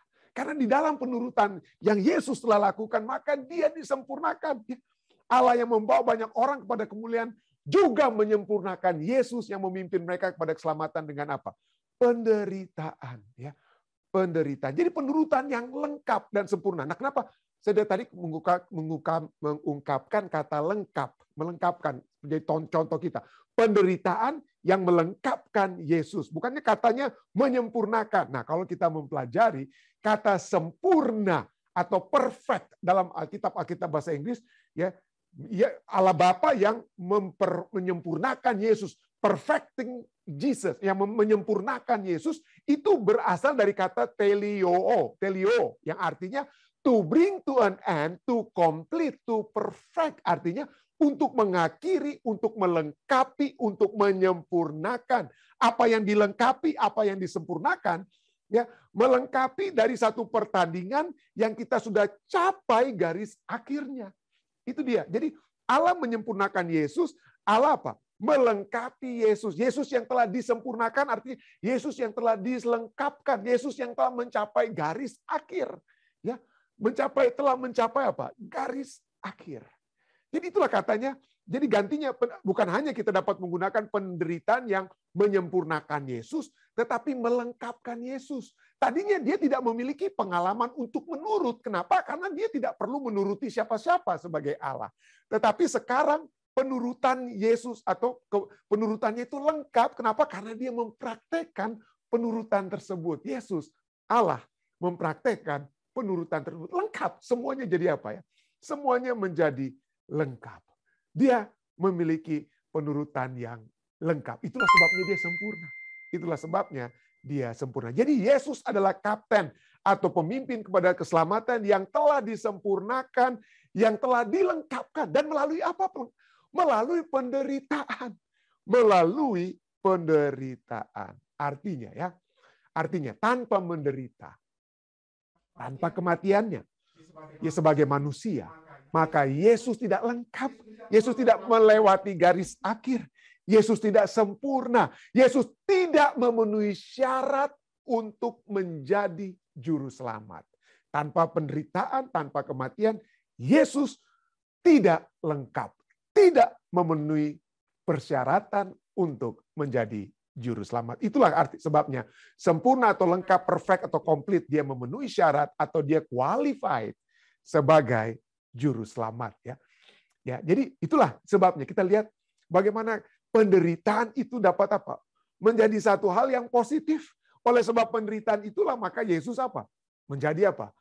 Dikatakan sempurna, lengkap. Nah, bagaimana dengan kita yang berkata, Tuhan kalau bisa dijauhkanlah, ya, dijauhkanlah segala apa? Mara bahaya. Betul, kita dapat berdoa jauhkanlah kami dari apa? Pencobaan, tetapi bukan berarti kita tidak dapat menderita. Ya, kita dapat jatuh dalam pencobaan dan kita dapat menderita, dan penderitaan itu seringkali bukan saja dari apa yang kita lakukan oleh sebab kita tidak memenuhi hukum kesehatan bagi diri kita sendiri, tapi penderitaan kita seringkali karena apa ya? Karena kecelakaan yang ditimbulkan oleh orang lain, kita lagi enak-enaknya bawa kendaraan dengan mengikuti speed limit kita sesuai dengan kecepatan yang ditentukan, tiba-tiba ada yang tabrak orang yang mabuk, kita menderita. Ya, seringkali ya. Nah, apakah kita penderitaan-penderitaan itu dapat dikatakan melengkapkan kita? Ya, kenapa kita harus menderita? Ini seringkali satu pertanyaan yang sangat berat. Seringkali kita menghadapi orang-orang yang bertanya, kok kita harus menderita, pendeta? Kalau bisa kita apa? Hindarkan penderitaan tersebut. Nah, poin-poin yang pertama yang dapat kita lihat, ya, bahwa penderitaan bukan hanya melengkapkan Yesus, tapi penderitaan juga dapat melengkapkan kita. Dapat melengkapkan saudara dan saya. Ya. Penderitaan itu adalah hal yang pasti. 2 Timotius 3:12, Rasul Paulus berkata kepada Timotius, memang setiap orang yang mau hidup beribadah di dalam Kristus Yesus akan menderita aniaya. Mau hidup beribadah, wah, dikeluarkan kita dari pekerjaan karena kita bekerja hari Sabat. Dibuat susahlah kehidupan kita. Karena kita mau mengikuti kehendak Kristus. Disuruh kita untuk korupsi sedikit, tapi kita tidak mau. Dipecatlah kita. Begitu banyak mungkin hal-hal yang tidak enak terjadi. Karena kita beribadah menurut kepada Kristus. Tetapi inilah dikatakan, Rasul Paulus katakan, jangan khawatir Timotius. Jangan khawatir umat-umat Tuhan yang menghadiri acara ibadah pada malam hari. Setiap orang yang mau hidup beribadah di dalam Kristus Yesus akan. Bukan mudah-mudahan. Ya, bukan mudah-mudahan. Akan pasti menderita aniaya. Kita semua. Ya. Apapun itu, ditinggalkan oleh kekasih, masalah pekerjaan, nyakit, apa banyak sekali yang dapat setan lakukan. Kenapa? Kalau kita sudah seperti Ayub, ya, Ayub itu kita lihat dalam kisahnya bagaimana setan lihat mana orang-orang yang setia untuk dia apa? Untuk dia coba untuk putuskan hubungan orang setia tersebut dengan Allah. Lalu setan apa? Mulai bikin kita susah. Itu dapat terjadi. Yang pertama itu ya, penderitaan adalah hal yang pasti. Tapi berikutnya kita dapat lihat bahwa penderitaan itu sesungguhnya hal yang ringan dan apa? Dan yang sementara. Itu firman Tuhan. Kita juga dapat melihat bahwa badai itu pasti berlalu. Kehidupan Ayub juga kita lihat apa yang terjadi. Itu berlalu semuanya. Ya. Kehidupan itu berlalu. Penderitaan itu berlalu dari dalam kehidupan Ayub. Dapat berlalu juga dari kehidupan kita. Kenapa menjadi ringan? Karena ada yang menguatkan kita. Ya, seperti Yesus dikuatkan oleh apa? Oleh Bapaknya. 2 Korintus 4 ayat 17 katakan, sebab penderitaan ringan yang sekarang, bahasa Inggrisnya, light suffering and momentary suffering. Jadi penderitaan ringan dan yang sementara, yang sekarang ini mengerjakan bagi kami kemuliaan kekal yang melebihi segala-galanya, jauh lebih besar daripada penderitaan kami. Mengerjakan, ya mengerjakan penderitaan. Jadi kadang-kadang Tuhan mengizinkan penderitaan itu terjadi kepada saudara dan saya. Kehilangan orang kita kasih dan lain sebagainya yang dapat Tuhan izinkan. Tetapi ketahuilah, semuanya ini dapat kita atasi oleh Tuhan yang memberikan kekuatan. Dan ketahuilah penderitaan itu apa? Hanya momentari, hanya sementara. Ya, momentari. Jadi penderitaan itu adalah hal yang pasti, penderitaan itu adalah hal yang ringan dan sementara, dan penderitaan juga adalah apa? Hal yang mendekatkan kita dengan Allah dan mendekatkan kita dengan apa? Dengan sesama. 2 Korintus 1 ayat 3 dan 4 katakan, terpujilah Allah Bapa Tuhan kita Yesus Kristus, Bapa yang penuh belas kasihan dan sumber segala penghiburan, yang menghibur kami dalam segala penderitaan kami. Jadi pada saat kita apa? Mendalami penderitaan, maka penghiburan kita dari mana? Dari Bapa. Kapan itu? Pada saat kita mendengarkan firman-Nya. Pada saat kita berdoa, pada saat kita berserah, ya, disitulah kita menjadi dekat dengan Bapa. Apapun penderitaan kita, kalau kita tahu kepada siapa kita mau berpegang, bergantung, maka ada yang menghibur kita. Yang menghibur kami, Rasul Paulus katakan, yang menghibur kami dalam penderitaan kami. Apa yang berikutnya terjadi? Sehingga kami sanggup menghibur mereka yang berada dalam bermacam-macam penderitaan dengan penghiburan yang kami terima sendiri dari Allah. Jadi penghiburan, penderitaan itu mendekatkan Rasul Paulus dan umat-umat percaya dengan Allah dan dapat menjadi sarana kita mendekatkan diri kita dengan sesama umat-umat Tuhan yang menderita. Tidak ada suara penghiburan yang terbaik selain firman Tuhan, ya. Dan juga mungkin yang dapat dinyatakan oleh seseorang yang mengalami penderitaan yang sama dan telah menerima kekuatan dari firman Tuhan yang sama. Jadi seseorang yang telah kehilangan pekerjaan tapi dikuatkan oleh firman Tuhan, maka dia dapat menghibur temannya, sahabat yang kehilangan pekerjaan karena dia pertama-tama telah dihibur sebelumnya. Jadi kita memiliki kekuatan pada saat kita menderita. Saya pernah mengungkapkan tentang Richard Baxter, ya. Dia seorang pendeta yang begitu terkenal di tahun 1600-an, ya, di zaman dulu sekali mungkin, ya. Kenapa? Karena sepanjang hidupnya penyakit demi penyakit itu selalu hinggap. Saya pernah selalu hinggap. Dia tidak pernah terlepas dari batuk di sepanjang hidupnya. Selalu mimisan terus, keluar darah dari hidungnya. Selalu pusing, migrain terus dia, ya. Ada batu ginjal yang dia alami dan begitu banyak penderitaan dan seringkali dia hanya dapat melihat Tuhan yang hanya dapat memberikan kekuatan kepadanya. Ada tumor satu kali di mana? Di dalam kerongkongannya, tenggorokannya, sampai dia tidak bisa bahkan berbicara, ya. Jadi sejak dia berusia 21 tahun, ya. Sejak dia berusia 20 tahun sampai 60-an lebih sampai dia meninggal, ya. Tidak pernah satu hari dia lepas dari Dari penderitaan. Ya, tidak pernah dia lepas. Tapi inilah sumber satu-satunya boleh dikatakan penulis yang banyak berbicara tentang penderitaan. Kenapa orang percaya harus menderita? Itu tidak bukan adalah Richard Baxter. Karena selama ini tidak ada penulis Kristen yang memiliki masalah atau penderitaan yang hebat seperti dia. Tidak ada. Dialah yang paling banyak menderitanya. Ya. Dia menulis satu buku, The Saints Everlasting Rest. Ya. The Saint Everlasting Rest. Dan ini yang dikatakan, ya. Ini yang dikatakan bahwa kesalahan, salah satu kutipan dari berbagai kutipan yang menarik dari bukunya. Dia katakan kesalahan paling berbahaya yang bisa dilakukan oleh jiwa kita adalah menganggap bahwa makhluk itu sebagai Tuhan dan bumi sebagai surga. Apa maksudnya, ya? The most dangerous mistake that our soul are capable of is to take the creature for God and earth for heaven. Jadi seringkali kita menggantikan, dia katakan menggantikan kita melihat diri kita melihat orang lain yang kita idolakan, menggantikan menggantikan Allah. Atau kita menggantikan keadaan kita yang nyaman di dalam dunia ini dan menggantikan keadaan nyaman itu dengan surga. Apa yang dia maksudkan? Yang dia maksudkan adalah pada saat dia menderita, yang menjadi kekuatan dia adalah pandangannya dia arahkan hanya kepada janji-janji Alkitab, hanya kepada surga. Jadi itulah seperti dia katakan, pemikiran tentang surga itu adalah matahari yang kita butuhkan di setiap harinya.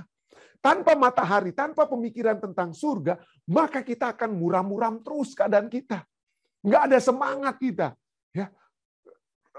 Lesu kehidupan kita tanpa matahari. Jadi kita harus memikirkan surga. Dan inilah menjadi sumber kekuatan daripada Richard Baxter pada saat dia menderita. Dia memikirkan surga. Dia berdoa tentang surga. Dia membaca ayat-ayat tentang surga. Dan bagi dia itulah yang menjadi pengharapannya. Dan jangan, dia katakan, jangan gantikan dunia dengan gantikan dunia dengan surga. Jangan gantikan manusia. Kita pikir, wah sayalah yang harus menjadi menjadi sempurna. Saya harus sempurna dari penderitaan. Saya harus menjadi sempurna, bebas daripada penyakit. Saya harus menjadi sempurna, bebas daripada masalah keuangan. Jangan. Yang kita harus ingat adalah Allah kita, bukan diri kita. Pada saat kita menderita, pada saat kita mengalami segala masalah, kita melihat Allah dan kita melihat Kita melihat surga. Dan berikutnya kutipan lainnya di halaman 156 dia katakan, if our dear Lord did not put those thorns into our bed. Jika Tuhan kita yang terkasih tidak meletakkan duri-duri permasalahan, duri-duri penderitaan ke tempat tidur kita, jika kita tidak menderita, maka yang terjadi kita akan tidur nyenyak sepanjang hidup kita. Kalau tidak ada duri di tempat tidur, enak, nyaman kita tidur. Kan seperti kita sekarang kan. Kalau mau tidur, cari tempat tidur yang paling nyaman, paling enak supaya nggak terganggu tidur kita. Tapi menurut Richard Baxter, kita harus memiliki tempat tidur yang berduri supaya kita tidak tertidur, supaya kita tidak nyaman di dunia ini. Karena apa? Kenapa? Kalau kita terus nyaman di dalam kehidupan di dunia ini tanpa ada masalah, maka kita akan kehilangan kemuliaan kita. Kita akan kehilangan upah kita. Kita akan kehilangan upah kita. Yesus telah menyatakan bahwa penderitaan yang lengkap, penderitaan yang melengkapkan kita, penderitaan yang menyempurnakan kita itu telah membawa Yesus, membawa Rasul Paulus dan umat-umat Tuhan melihat upah yang lebih baik. Ibrani 10 ayat 34-35. Rasul Paulus menulis kepada umat-umat Ibrani yang menderita, "Hei, saudara-saudari, memang kamu telah turut mengambil bagian dalam penderitaan orang-orang hukuman. Ketika harta kamu dirampas, ketika hak kamu dilanggar, ya. Kamu menerima hal tersebut dengan sukacita. Sebab kamu tahu bahwa kamu memiliki harta yang lebih baik, surga, Allah, yang lebih baik, dan yang lebih menetap sifatnya." Kalau kita memiliki harta yang tidak dirampas, hak-hak yang tidak dirampas, berapa lama kita menikmati harta tersebut? Berapa lama kita menikmati hak-hak tersebut? Dikatakan itu tidak menetap. Tapi kalau kamu menerima harta yang lebih baik, itu harta yang lebih menetap sifatnya. Sebab itu janganlah kamu melepaskan kepercayaanmu. Karena besar upah yang apa? Upah yang menantinya. Ibrani 12 ayat 2. Rasul Paulus juga menulis, marilah kita supaya kita memiliki pandangan yang apa? Kepada upah yang menetap sifatnya, yang menantikan kita. Bagaimana caranya? Marilah kita melakukannya dengan mata yang tertuju kepada Yesus, yang telah disempurnakan Bapa, yang telah dilengkapkan Bapa. Karena penurutannya, ya. Dengan mata yang tertuju kepada Yesus, yang memimpin kita dalam iman, dan yang membawa iman kita kepada kesempurnaan. Lengkap. Kepada kesempurnaan lengkap, yang dengan mengabaikan kehinaan Yesus telah memikul salib, ganti sukacita yang disediakan bagi dia, yang sekarang duduk di sebelah kanan takhta Allah. Yesus sudah menjadi contoh bagi saudara dan saya. Dia sudah duduk di sebelah kanan takhta Allah. Hal yang sama dapat menjadi bagian kita kalau kita tetap fokus kepada surga, fokus kepada Allah, gantinya kepada penderitaan-penderitaan kita yang sementara kita alami saat ini. Kiranya ini dapat menjadi satu kekuatan bagi kita semua. Saya bawa ini dalam nama Yesus. Amin.